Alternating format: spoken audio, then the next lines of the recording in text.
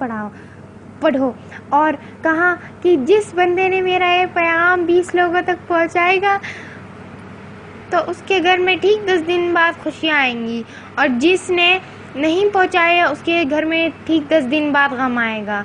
Please don't ignore this and please forward it to 20। ला इलाहा इल्लल्लाह मोहम्मद रसूलुल्लाह। आपको इस कलमा की कसम, तुम ये SMS 20 लोगों को भेज दो, तुम्हारी सबसे बड़ी ख्वाहिश पूरी होगी। आजमा के देखिए। अस्सलाम वालेकुम वरहमतुल्लाहि तआला वबरकातुहू। ब्रेकिंग न्यूज़, ये SMS मुझे अभी रिसीव हुआ है।